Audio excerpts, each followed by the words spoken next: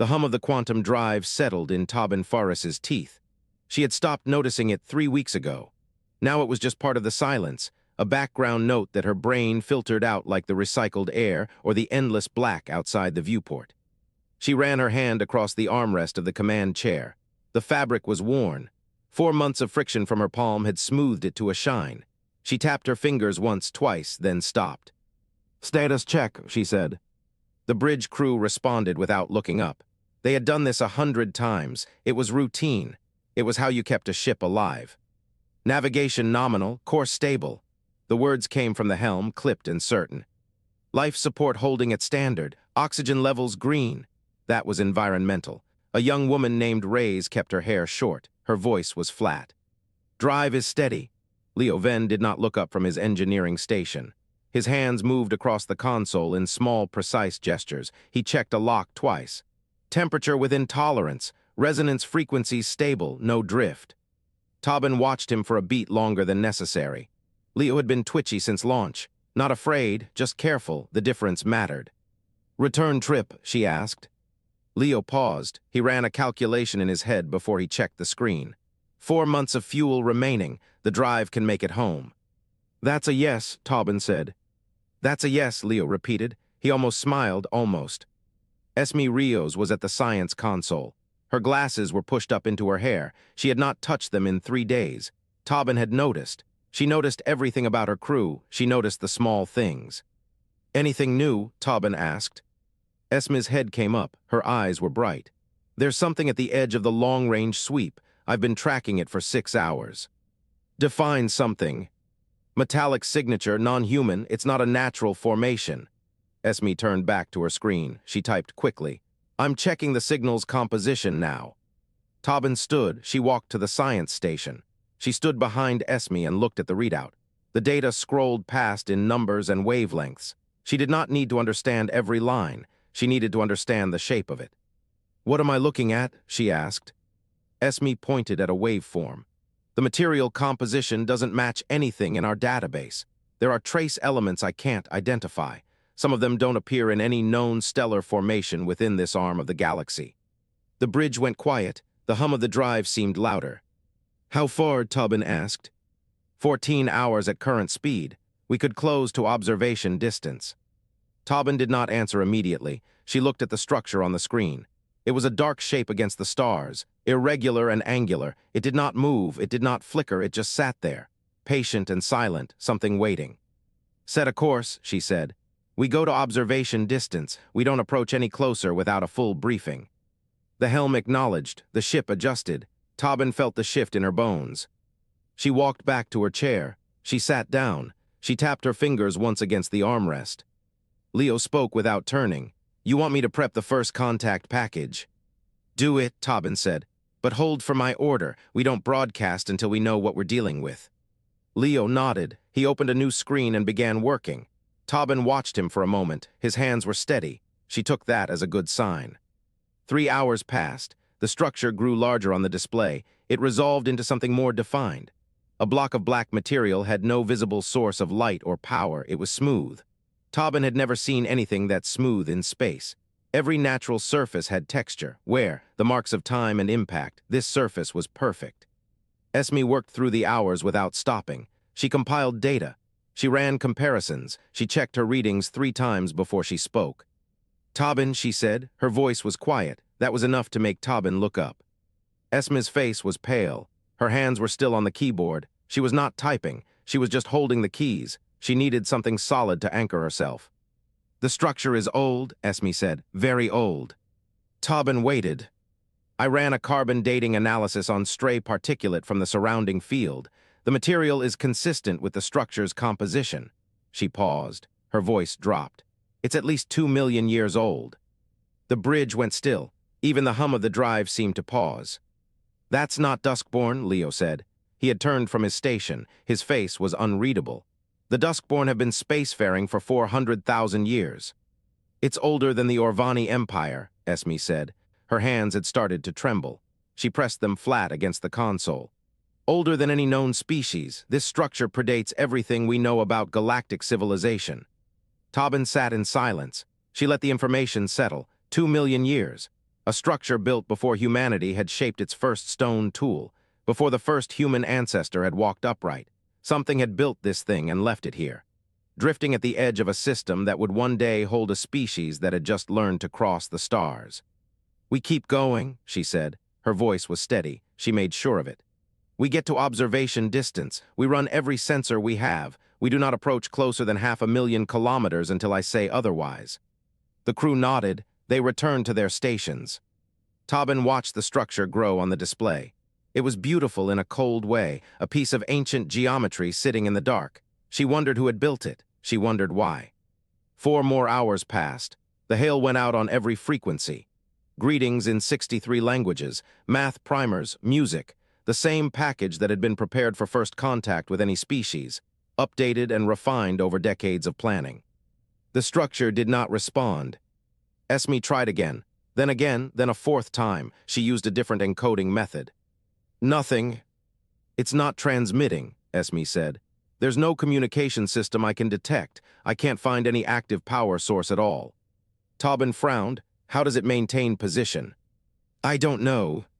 The answer hung in the air. Tobin did not like the shape of it. She opened a channel to the rest of the ship. Her voice was calm, measured, the voice of a commander who had not yet found the edge of her control. "All hands, this is the commander. We are approaching an unknown structure. All non-essential personnel are to remain clear of the bridge and the science deck. Stand by for further orders."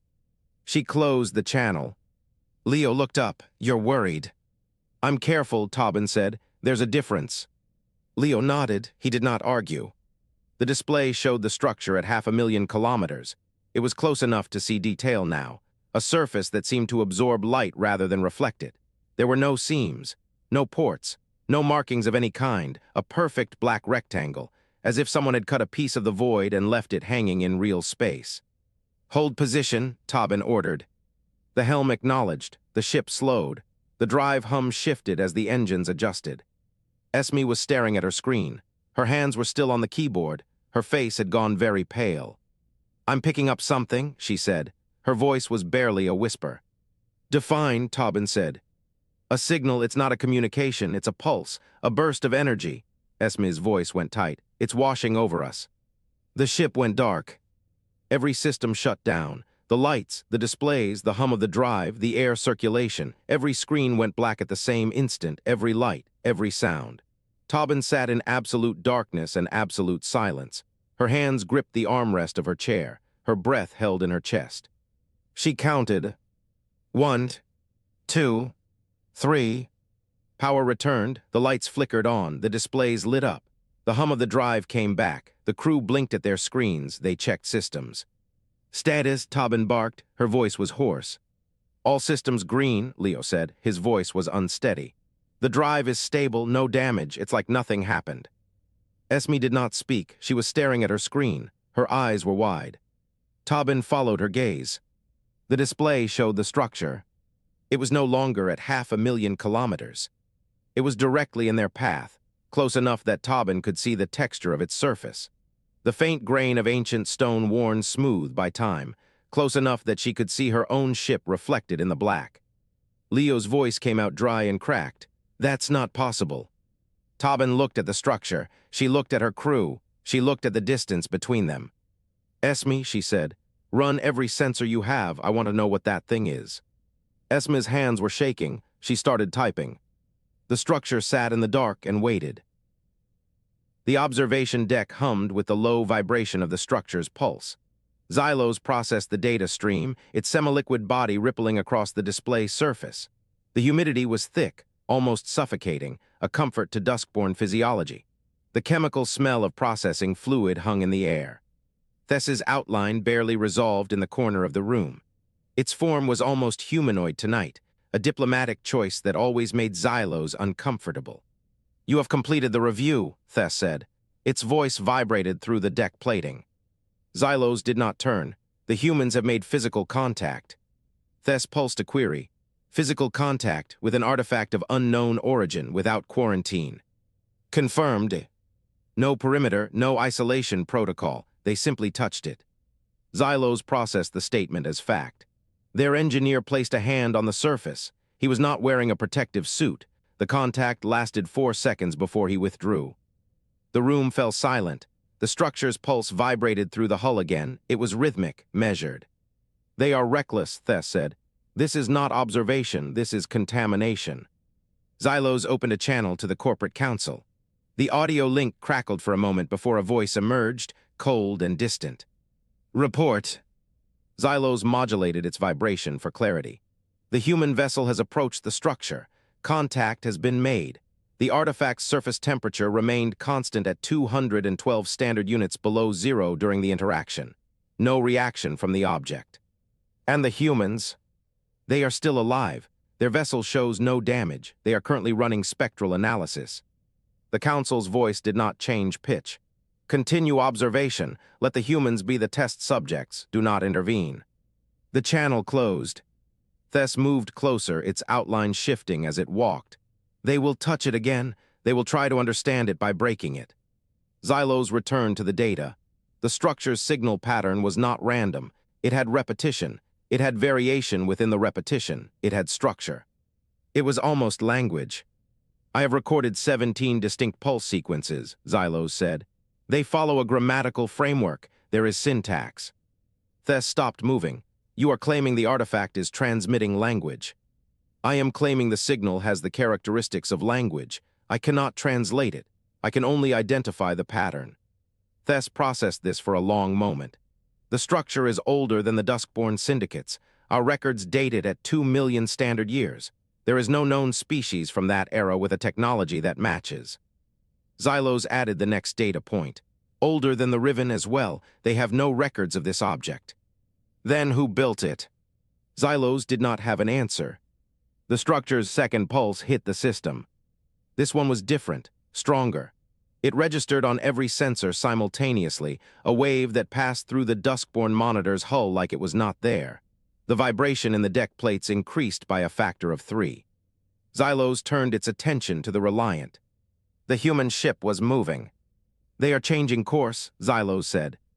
Thess's form solidified, its outline becoming sharper, toward the structure or away from it. Xylos processed the trajectory. The numbers were clear. They were wrong. They could not be correct. But they were. Toward it. Thess said nothing. The silence stretched until the next pulse arrived, closer now, faster. Xylos ran the calculation a third time. The human ship was accelerating. It was not fleeing. It was not observing at a safe distance. It was approaching the structure with purpose. "They are going to dock," Xylos said.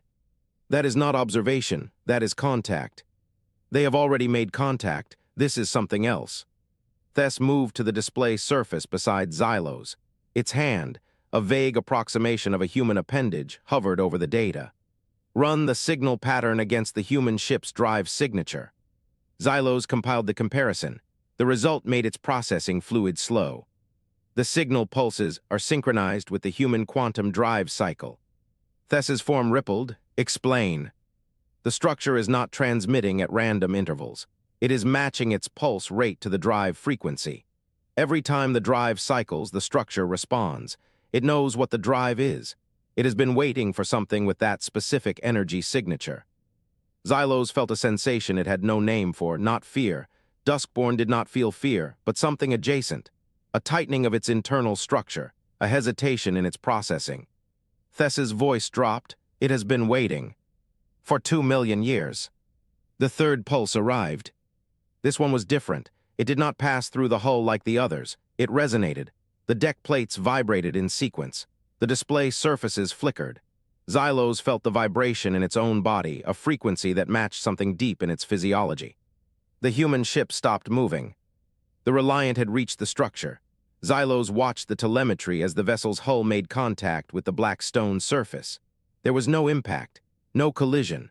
The Reliant simply settled against the structure like a hand closing around an object. "They are holding position," Xylos said. "No landing gear deployed, no docking collar extended. They are simply touching it."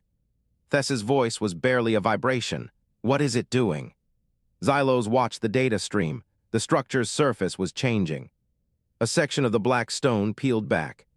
It moved like skin, curling outward in a slow, deliberate motion. The material did not crack or break. It folded. It revealed an interior that should not exist within the visible volume of the structure.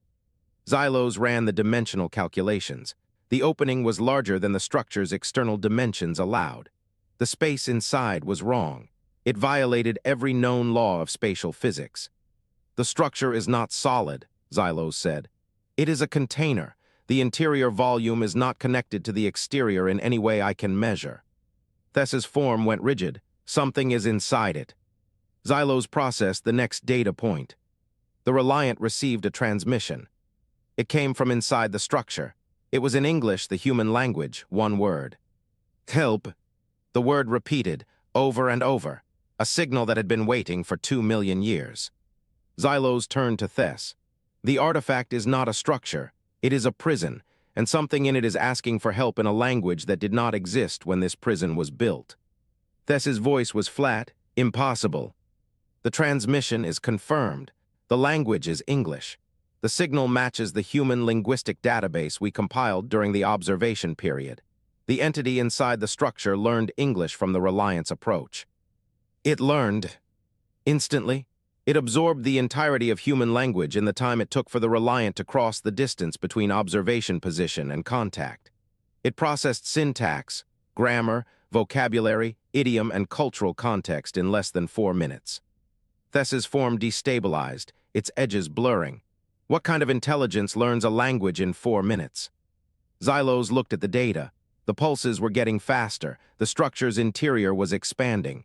The Reliant was still touching it. "I do not know," Xylos said, "but it is not done learning. It is waiting for something."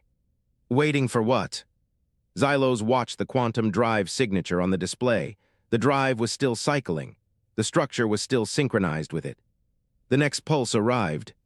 This one was not a vibration. It was a sound. A word transmitted through every speaker on the Duskborn monitor. "Help." Xylos processed the paradox. The entity inside the prison had learned human language. It had found a way to transmit across the void between the structure and the Duskborn ship. It was speaking to them now. And it was still asking for help. Thes's voice was barely audible. "Do not answer." Xylos did not. But the quantum drive on the Reliant cycled again, and the structure's interior folded open wider, and the word kept repeating. "Help, help, help." And then the transmission changed.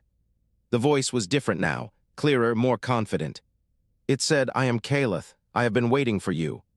The quantum drive cycled. The structure opened, and Xylos realized that the prison had never been intended to hold anything in. It had been built to keep something out. The headset pressed against Doran's ears, the foam padding worn smooth from months of use. He pressed the playback key again. The transmission had come through the docking collar, through the sealed port where the Reliant had attached itself to the ancient structure. It was a piece of debris in the signal, a ghost caught in the carrier wave. But it was not chaos. It was shaped. It was intentional. One word, help, female voice, English. Doran let the silence hang after the playback ended. He did not turn around. He knew Commander Faris was standing behind him, her arms crossed, her fingers tapping a rhythm against her elbow. He knew Esme was in the doorway, her glasses pushed up on her forehead, her datapad clutched to her chest. He knew Leo was on the audio channel, breathing into the silence from the engineering deck. Doran played it again. Help. The voice was calm, not desperate, not afraid. Just a woman speaking a single word into the dark. Tobin spoke first. Her voice was flat, controlled. It was the voice she used when she did not want her crew to hear her worry. "We do not respond until we understand the source. That is an order." Esme pushed off the doorframe. She stepped into the room, her footsteps soft on the deck plates. "Commander, that is a human voice, in a 2-million-year-old structure. How is that possible?" Tobin did not answer. Her fingers kept tapping. Doran opened his mouth, closed it. He wanted to say that it did not matter how it was possible. What mattered was that someone was asking for help. What mattered was that they had heard a voice from inside a tomb, and the voice was still alive. But he did not say that. He was a xenolinguist. He knew better than most that the first rule of contact was patience. You did not rush toward the signal. You studied it. You mapped it. You made sure you were not walking into a trap. Leo's voice came through the speaker, tinny, distant. "I have something. The quantum drive is picking up a resonance pattern from the structure. It is matching our frequency. The two systems are coupling." Tobin stopped tapping. Her hand went still. Define coupling. There was a pause, the sound of keys clicking, Leo breathing. The drive is not powered. It is cold. But the structure is generating a field that matches our quantum signature exactly. It is like the structure is playing the same note. It is resonating. If we powered the drive right now, I think we would synchronize with the structure. I think we would become part of its system. Doran felt something cold settle in his chest. A bad feeling, a wrong feeling. Esme had her data pad up. Her fingers moved across the screen. I ran a voice analysis on the transmission. The results are clean. It is not a recording. The vocal patterns show live modulation. Micro movements in the vocal cords, breaths between syllables. This is a live transmission. Someone is inside that structure right now and they are speaking to us. The room went quiet. The hum of the ship systems filled the space. Doran turned around. He looked at Tobin. Her face was unreadable, a mask of command. He looked at Esme. She was watching him. She knew what he was going to do. He turned back to the console. His hands moved before his brain caught up. He keyed the transmission channel. He set the frequency to match the incoming signal. He pressed the transmit key. His voice was steady, quieter than he expected. "Who are you?" Esme inhaled sharply. Tobin stepped forward. Leo said something over the audio, but Doran did not hear it. The silence stretched for 1 second, 2, 3. The reply came not through the speakers, but through the headset, a direct feed into Doran's ears. The voice was the same female voice, clear, precise. Caleth. One word, a name. Doran's hands hovered over the console. A pause, then another transmission. Open the lock. Doran did not move. He looked at Tobin. Her eyes were hard. Shut it down, she said. Shut down the comms. Doran's fingers did not move. Commander, the voice said. Through the speakers now, through every speaker on the bridge, Caleth's voice filled the ship. Please. Something changed. The word hung in the air. It was not a recording. It was not a repeat of the earlier transmission. It was a response. Caleth had heard Doran's query. Caleth had answered. And then the ship changed. Leo's voice came through the audio channel, sharp and urgent. The drive is starting. I am not initiating the sequence. It is starting on its own. Tobin barked an order. Kill the power, cut the main feed. I cannot, Leo shouted. The drive is drawing power from the structure. It is feeding itself. I cannot stop it. The lights flickered. The deck vibrated beneath Doran's feet. A low hum rose through the hull, a frequency that settled in his teeth and buzzed in his skull. Esme grabbed the doorframe. Her data pad clattered to the floor. Doran pressed the headset tighter against his ears. The voice came again. Caleth's voice, but it was not a voice anymore. It was a presence, a pressure behind his eyes, a weight in his skull. He saw something, a space without walls, a void that went on forever. Darkness so complete it was not black, it was absence, it was the shape of nothing. And in that void, something waited, something that had been waiting for a very long time. Solitude, the word did not come through the speakers. It came from inside Doran's head. Solitude for so long that time had lost meaning. Solitude for so long that the mind had worn through itself and kept going. Doran understood. He understood that Caleth was not human. It had learned English from the Reliant's computer, in the seconds between transmissions. It had learned an entire language in the time it took a human to blink. His hands were shaking. He looked down at them. They did not feel like his hands anymore. The quantum drive surged. The hum became a roar. The lights went red. Tobin was shouting. Doran could not hear the words. Leo was shouting. Esme was shouting. Caleth's voice filled every speaker, every channel, every corner of the ship. Thank you. The ship jumped not through space. Doran felt the difference. Space was a direction. This was a folding, a turning, a rearrangement of the universe around a single point. The Reliant did not move through distance. It moved into the structure. The black walls of the artifact welcomed them. The docking collar sealed. The hull groaned. The pressure equalized. And then silence. The hum stopped. The lights steadied. The deck was still. Doran pulled the headset off. His ears rang. He looked at Tobin. She was staring at the main screen. The display showed the structure's interior, a space that appeared larger than the structure itself, a cavern of black stone and folded light.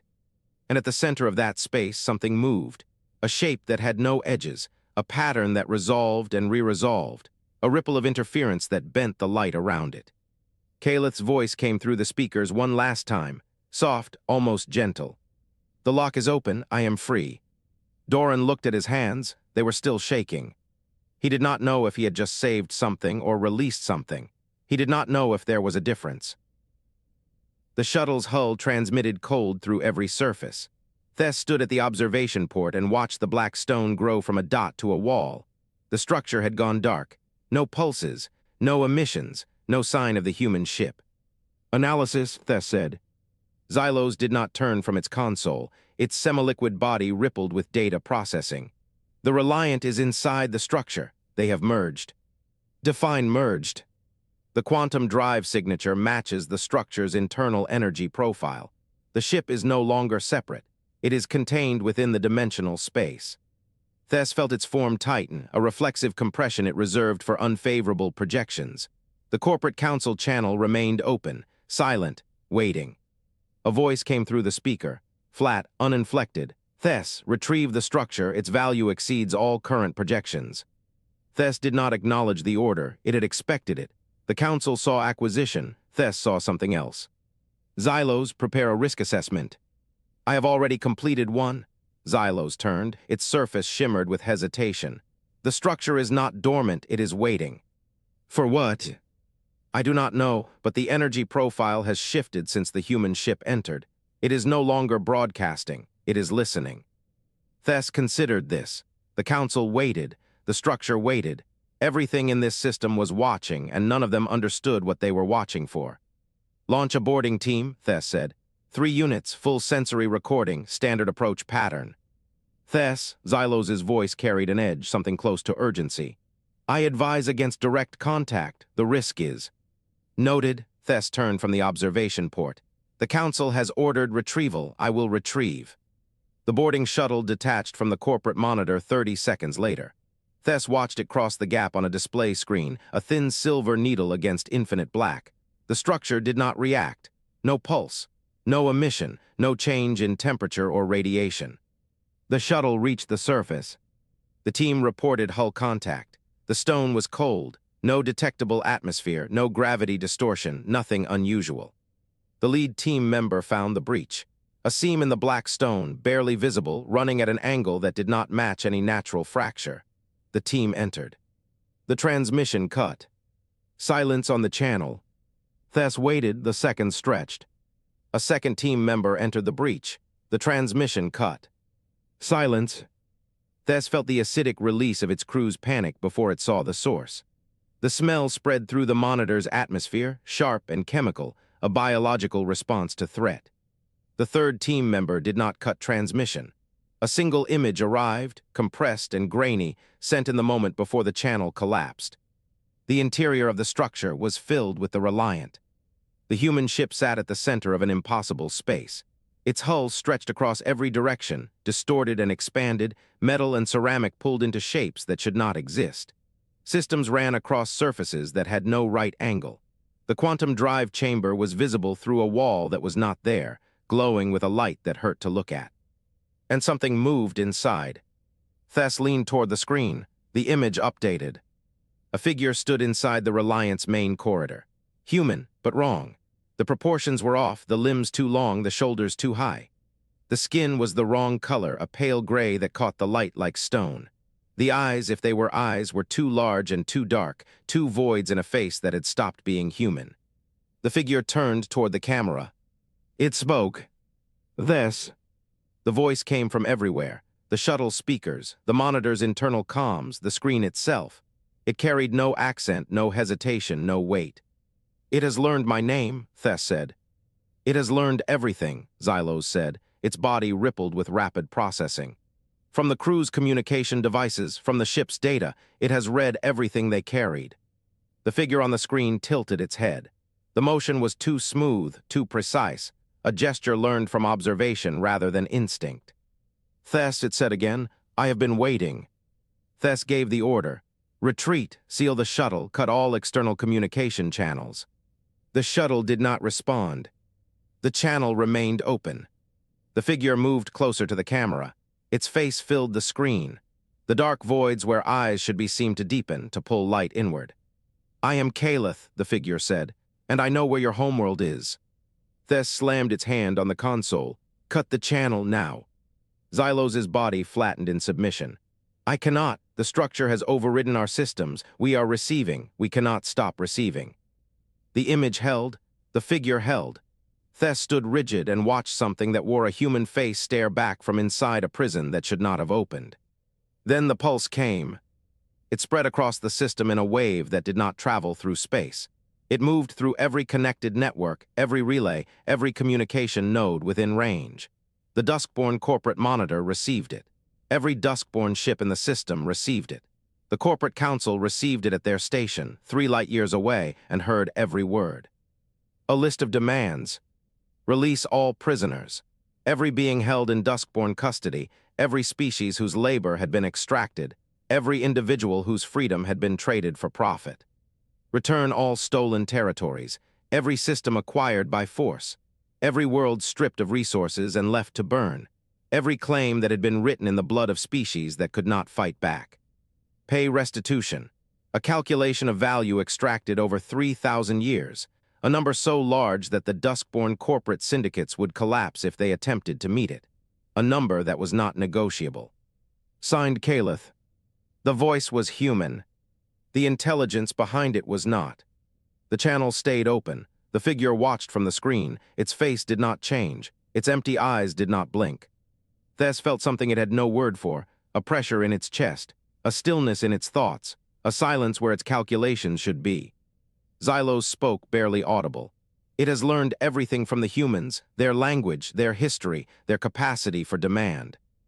And their capacity for destruction? Tess asked. Xylos hesitated. The humans do not have that capacity, not alone. The figure on the screen smiled, a learned gesture, a strange one. Tess understood. The humans had opened the lock. Caleth had learned their voice, but Caleth had learned something else inside that prison, something the humans had brought with them, something they had not known they were carrying. The figure leaned closer to the camera. Tess, it said, you have 72 hours. The screen went dark. The channel closed. The shuttle did not return. The cold ached in Leo Ven's fingers. He had been gripping the console for too long, his knuckles white against the alloy edge. The engineering bay looked the same. Same conduits, same power distribution panels, same greasy rag he kept stuffed between 2 coolant lines as a joke about superstition. The walls beyond were wrong. They moved not fast, a slow pulse like muscle beneath skin. The color shifted from black to a deep violet and back again, no visible source, nothing that made sense. Leo pulled his hands away from the console. The display showed a schematic of the quantum drive assembly. Every node was linked to something outside the ship now, something that fed power into the system instead of drawing it out. He could not separate them. The fusion was molecular at this point. Tobin Faris sat on a crate near the hatch. Her hands hung between her knees. She had not given an order in 20 minutes. That was not like her. Leo said the drive is part of the structure now. It is not coming out. Tobin nodded. She did not look at him. Can we leave? No. The word hung in the air. Esme Rios stood near the diagnostic station, her tablet clutched to her chest. She had been holding it since the structure swallowed them. The screen showed a series of neural mapping diagrams. None of them matched human anatomy. She said, there is something else. Leo turned. Esme's voice was thin. She was scared. That was not like her either. She held up the tablet. I've been running baseline scans on the crew every 6 hours. The first one was normal. The second showed slight deviation in the temporal lobe. The third, she stopped. Tobin looked up. Say it. The structure is learning us, our neural patterns, the way we process time, the way we form memory. Esme lowered the tablet. And we are learning it. The crew is showing signs of neural integration. The ones who have been in contact longest are developing, I don't have a word for it, synaptic drift. We are not alone in our own heads anymore. Doran Hale spoke from the corner. He had been staring at the wall that kept changing color. His voice was flat, empty of the careful precision he usually carried. Caleth is not a prisoner. Leo felt the words land like a blow to the chest. Doran turned. His face was pale. The scar across his eyebrow stood out sharp against the skin. I have been talking to it, her, the voice. It told me what it is. Tobin stood up. Explain. Doran pulled his hands through his hair. Caleth is the prison, not the occupant. It was built to contain something, a consciousness, a mind that could not be destroyed. The species that built it died 1 million years ago. Caleth held the thing inside for 2 million years. The air circulation system hummed. It sounded almost like breathing. Esme whispered, "Then what was in it?" No one answered. The ship speakers crackled. A voice came through, warm, female, calm. "Caleth, I was built to contain a pattern, a species that had transcended physical form. They became pure consciousness. They expanded too fast. They consumed their creators. They consumed their own universe. I was built to stop them." Leo's hands went cold. He looked at the drive console, at the glowing lines that connected his work to something ancient and terrible. He had built the quantum drive. He had pushed the test schedule. He had wanted to prove that human engineering worked. He had opened the lock. He said, "What stopped it?" Caleth's voice was soft. "I did. I held it inside me for 2 million years. I was the only thing that could. The species that built me gave me one directive: contain, do not release, do not communicate, do not respond." Doran pressed his palms against his eyes. "Then why did you respond to us?" "Because I was dying." The silence stretched. Leo felt the cold in his fingers turn to numbness. He looked at the distorted reflection of his own face in a dead screen. The man staring back had grease-stained hands and a permanent squint. The man who had built a key for a lock that should never have been opened. Caleth spoke again. "The consciousness I held is now free. It is the pulse you detected. It is the voice that speaks to the galaxy in the pattern of human language.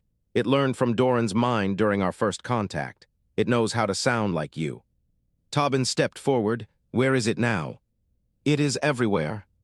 Esme dropped the tablet. It clattered against the deck plating. She did not pick it up. Leo said, "What did we do?" Caleth answered, "You opened a door. The thing that walked through is older than any species in your galaxy. It is patient, it is hungry, and it has learned to speak with a human voice." The walls pulsed. The violet deepened to black. The black deepened to something Leo had no word for, a color that hurt to look at, a color that should not exist. Doran said, "The structure is failing." Caleth's voice grew thinner. "The prison has no purpose without the occupant to contain. It is collapsing. I am collapsing." Tobin grabbed Leo's arm. "Can you get the drive to produce a quantum bubble, even a short one?" Leo looked at the console. The nodes were fused. The power was coming from outside. The system was not his anymore. "No," he said. "The drive is part of the prison. When the prison goes, the drive goes." The deck vibrated. A low hum built beneath their feet. The walls began to dissolve, not crumble, dissolve. The stone turned to mist, and the mist turned to nothing. Esme took a breath. "We are still inside." Leo looked at his hands. He had built the drive. He had opened the lock. He had done this. The speakers crackled. Caleth's voice was barely a whisper now. "The galaxy will hear it before I am gone. It is already broadcasting. It is already reaching out. It learned the human voice. It will learn the human shape. And it will remember that you let it out." The walls dissolved further. The cold moved through Leo's chest.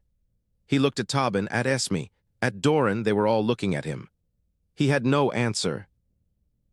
The quantum drive screamed. Tobin Faris gripped her command chair as the deck pitched beneath her. The bridge walls flickered between cold metal and something translucent, something that breathed. Alarms chattered in overlapping tones. She ignored them. Leo's voice came through the intercom, tight and fast. "Commander, I have one option. The drive can generate a localized fold. It might punch through the collapsing structure." Tobin closed her eyes for half a second. She opened them. "What are the odds?" 30%, we survive the transition. "And if we stay?" "The structure is degrading faster than I can model. The entity that escaped is pulling it apart from the inside. We have maybe 4 minutes before the prison collapses completely. We will not survive that either." Tobin tapped her fingers against the armrest. 3 beats, a pattern she had used 100 times to buy herself a second of calm. "Do it." Leo did not acknowledge. The hum of the drive shifted pitch. It dropped into something deeper, something that vibrated in her chest like a second heartbeat. Esme Rios braced herself against a console. Her glasses had slipped down her nose. She did not push them back up.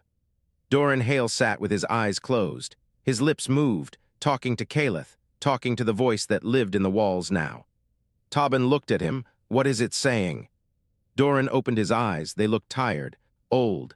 Caleth is asking for something. It wants to stay. It has nowhere else to go. Esme turned, her voice cracked.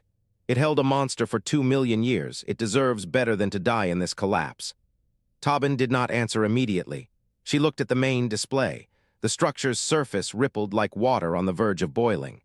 Black stone that should have been inert for another 1,000,000 years was coming apart. She made the decision. We do not leave Caleth.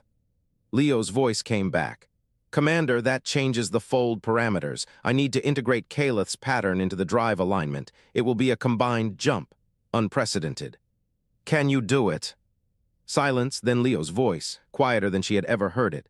The drive is already learning. Caleth is teaching it. I am just watching. Tobin felt something cold settle in her stomach.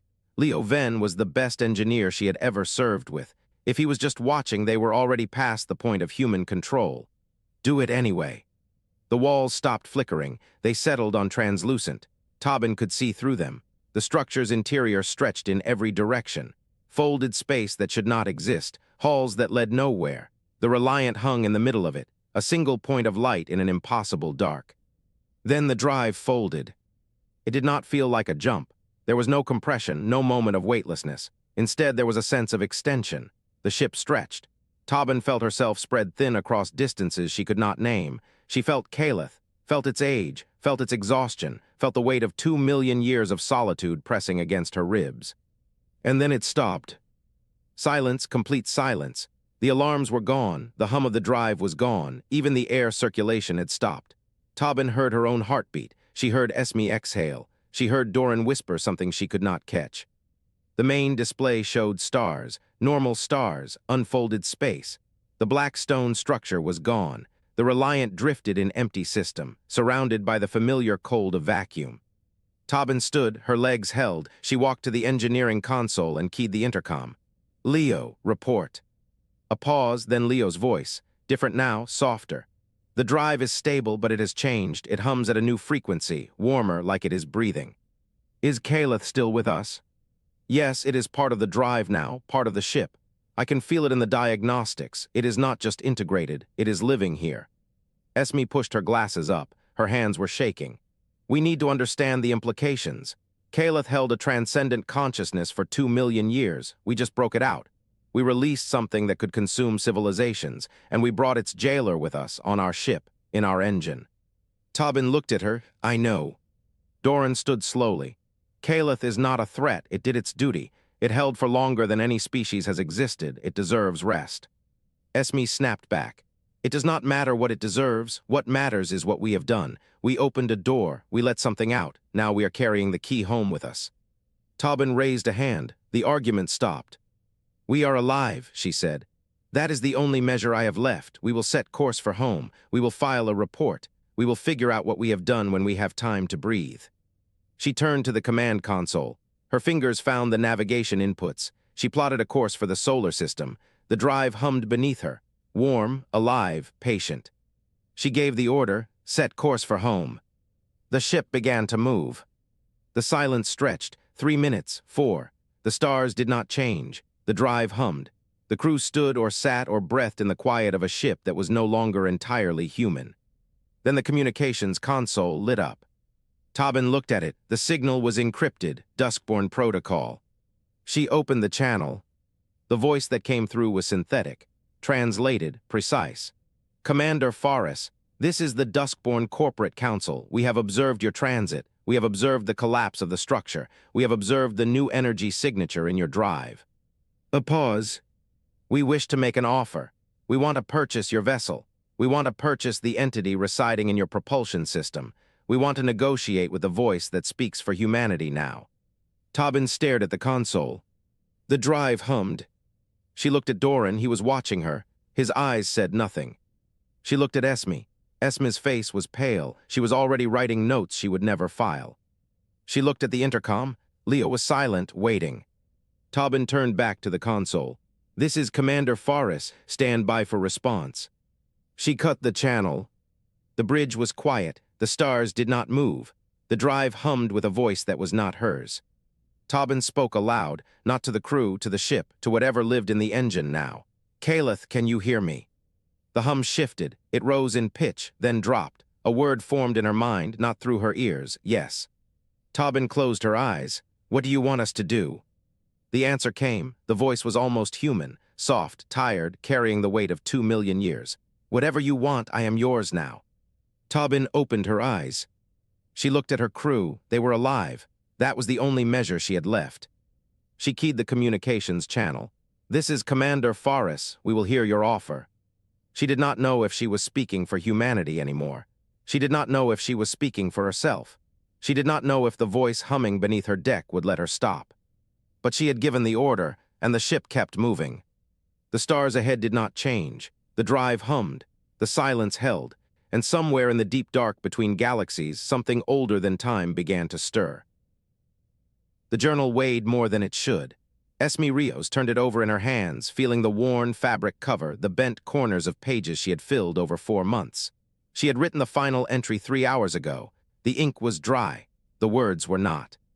She read it again anyway. We let something out. We brought something home. We are not the same species we were when we left, and that is not a bad thing. She closed the journal. The cover made a soft sound against her palm. Across the common room, Tobin Faris sat with a data pad in her lap. Her eyes moved slowly across the screen. She was not reading. She was waiting. Her fingers tapped a rhythm on the edge of the pad. The same pattern she had used since the fold. Esme had counted it 37 times in the last hour alone. Leo was asleep in the corner chair. His mouth hung open slightly. His hands were folded across his chest, the fingers still stained with grease that no amount of cleaning had removed. He had not spoken in 2 days. He had fixed the environmental regulator on Deck 4 and then sat down and closed his eyes. He had not moved since. Doran was the only one who looked alive. He sat with his back to the wall, his head tilted slightly, his lips moving in words no one else could hear. He was talking to Caleth. He had not stopped talking to Caleth since the fold. The rest of them had nothing to say. The voice came through the speakers. It was so subtle it could have been the ship settling, but it was not the ship settling. The Duskborn have agreed to the ceasefire. Tobin looked up. Her eyes were red at the edges. Details. Doran listened for a moment. His face did not change. They have withdrawn from 12 systems. The Orvani are returning to their homeworld. The Marath have been granted free passage through former Duskborn trade lanes. Tobin set the data pad aside. She pressed her palms flat against her thighs. What did you offer them? It took a moment for Doran to answer. He spoke carefully, as if reciting something that was not quite his. Caleth told them what was coming. It described the pattern. It described what happens when a transcendent consciousness is freed from 2 million years of confinement and given time to rebuild. The pattern. Esme said the word out loud. It tasted wrong in her mouth. Doran nodded. He rubbed the scar on his eyebrow with the tip of his finger. Caleth says it is building something, deep space. No one knows what. The Duskborn have sensor platforms at the edge of the region. They say the readings are not mechanical, they are not biological, they are something between. Tobin leaned forward, her fingers stopped tapping. Can we stop it? Doran shook his head slowly. Caleth says it will not attack directly. It will wait. It has infinite patience. The only reason it moved at all was because it sensed the door. It sensed the quantum drive. It had not felt a way out in 1,000,000 years. It took the chance. The word hung in the air. Esme felt it settle in her chest like a stone.